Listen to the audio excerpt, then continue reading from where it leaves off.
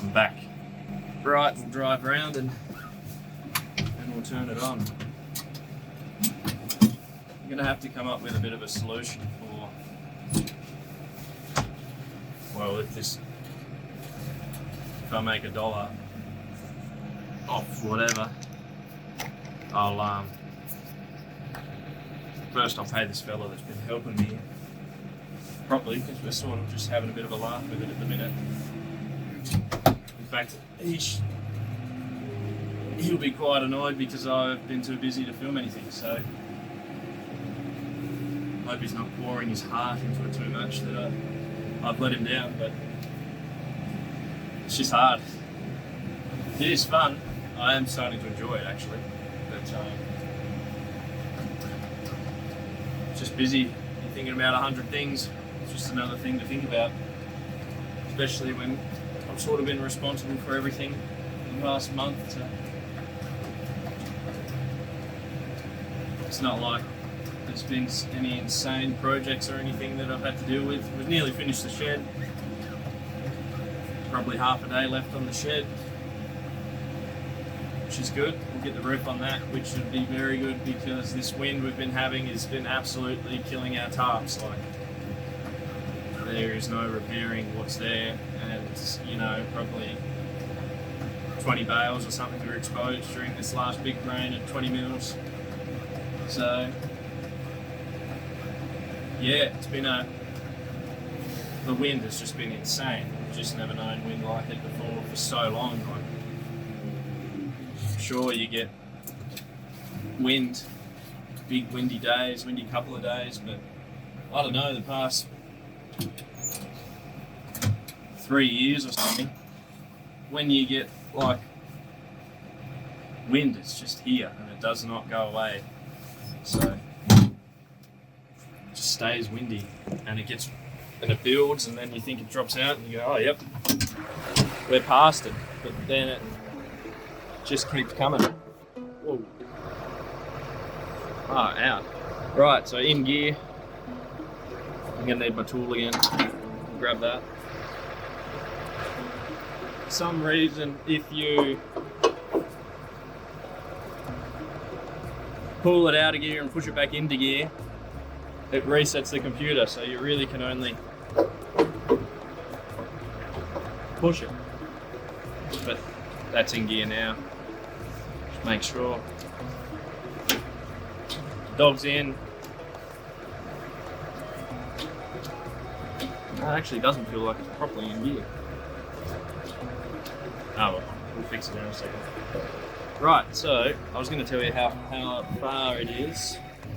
It is 112 metres, and it is going to take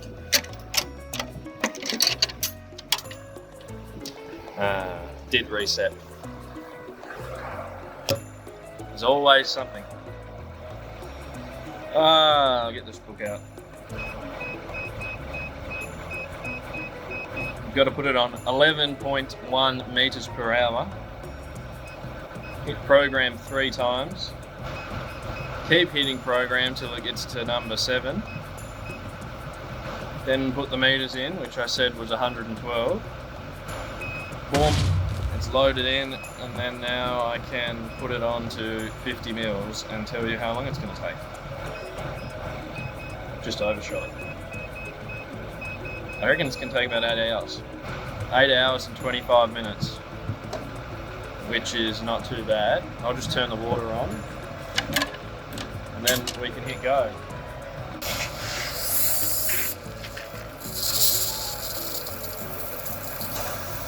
Water's on.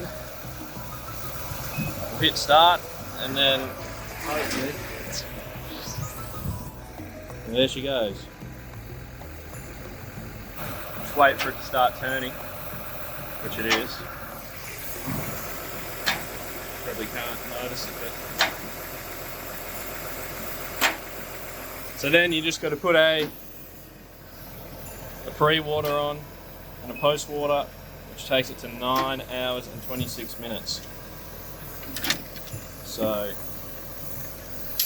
now we're sorted. We can go and do something else. So yeah, that's how we set up our irrigators, and I just checked the pressure. 110, 115 psi. That'll be good. How long did that take? The whole process takes about an hour. You know, driving there, driving back, sort of thing. So yeah, so we'll see how much rain we get up the top farm. I think I might do a video about our new grazing chart, but you know, we punched the numbers in and compared it to the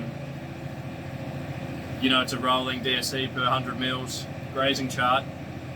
And so, you know, my boss used to do that back in the day by hand on these like great big pieces of sheet paper that were very long, and he had to, you know, crazy stuff. I don't know how anyone would have the time to do that.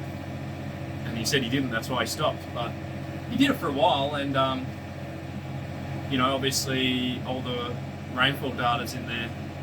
So we had a bit of a look, and you know, he compiled it all up, and if we didn't get, as of this month, if we don't get 10 mils, it'll be the driest 12 months in the history of the farm up there. So, you know, it's pretty tight, and, you know, our predictive, it's all in a spreadsheet now, so it works everything out for you with equations, and, you know, we can punch the productivity of the paddocks in, and, you know, it'll get more accurate the more we can measure the paddocks and see how much feed's on offer versus how much we think we've taken off and all that sort of stuff. But yeah, we sort of told us that if we got 10 mils, we'd have to reduce our number to, I think it was like 678 DSE or something. So that's the U count basically. So it's never been that low before on the history of the farm, I don't think. So pretty nasty.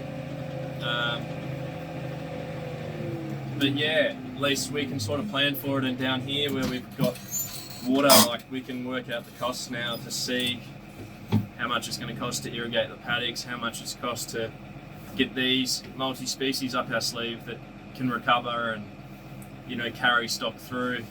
And if we can establish them cheap, then we can build resilience up there.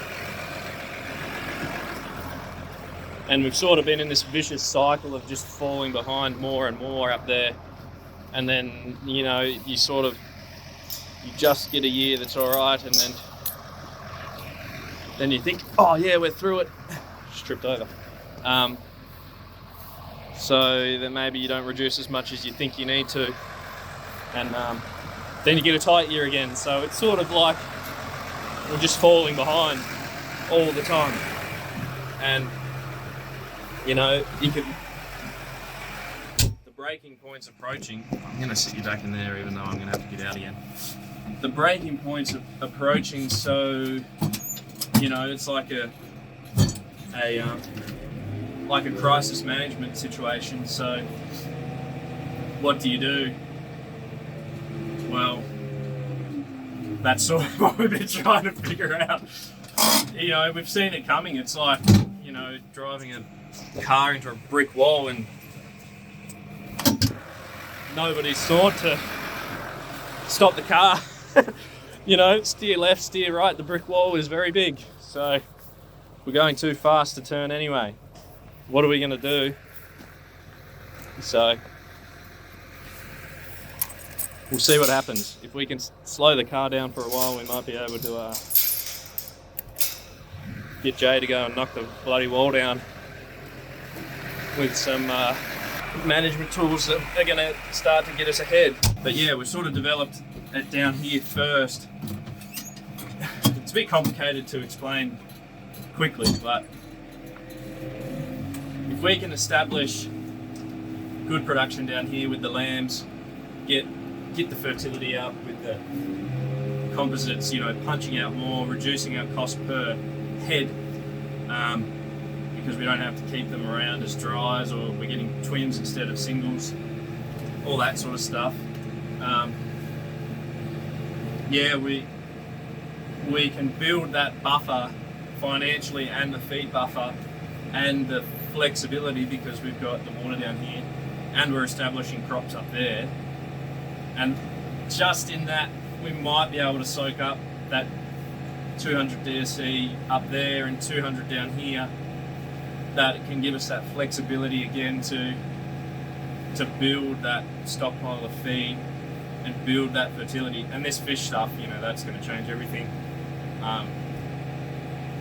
And we'll see what comes from that. I'm still, I'm apprehensive about the whole thing. But, our advisor, regenerative advisor, reckons it's wicked. But, I'm a bit of a skeptic about everything, so I'm happy to do it, but I just don't want to become, dependent on it, because they are turning it into a product at some point. And if we become reliant on it, then, what's going to happen then? It's going to be the same situation that we're in now, except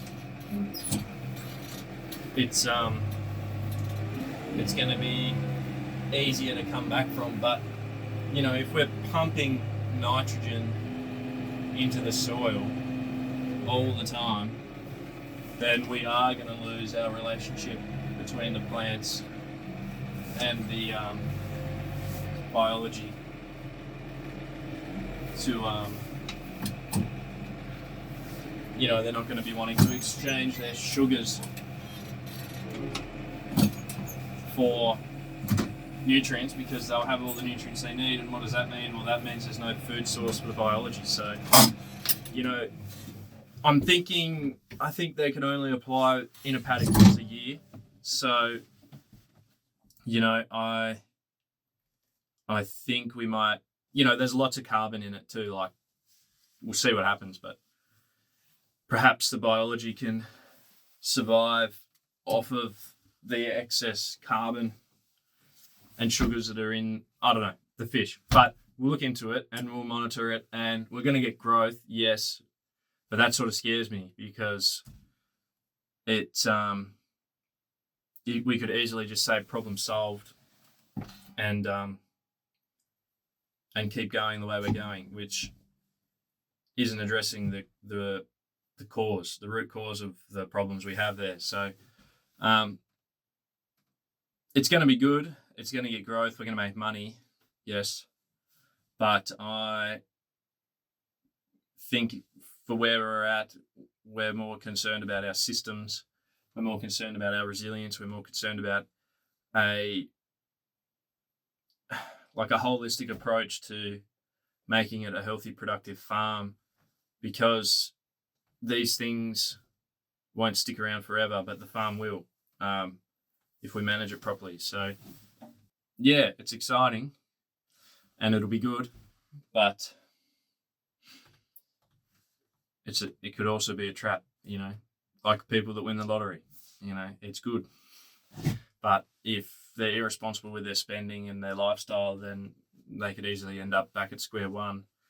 And then, you sit there one day and you wonder how you made such a blunder. So, yeah, well, that's in the process of happening. So that's on the horizon for the next sort of month. That's a big project. This setting up the new K-line pod set up there. That's the pipe came this week, so we'll put that in, and I'll do a video on that. That'll be interesting. The K-line pods, we've had them for a long time, and I just thought whatever about them, because they're a bit of a hassle to move and stuff like that. But I was reading some book, Joel Salatin's book. Can't remember which one, the farm business one, I think. And he played out a scenario with putting in irrigation with K-line pods, and he loved them. So I had a look at them again and thought, well, this is actually a pretty cheap way of getting water on. It's just going to be gravity fed. So then once it's established, it'll really make a difference up there. So I'll might do a video on that too when it's all set up, and maybe I'll do it at my computer and walk you guys through it, because I haven't really seen anybody explaining how they do a setup, like a full system. Like, you know, you see, oh yes, people get the water there for the cows, people move the cows every day. I haven't really seen I've seen a start to finish of the setup or whatever, but I haven't really seen a video of top down, explain the system. This is how much paddock size we've got. This is how much stock we think we're going to run on it. This is what we're sowing. This is what we're going to do after sowing. You know, like a full plan. I haven't really seen that.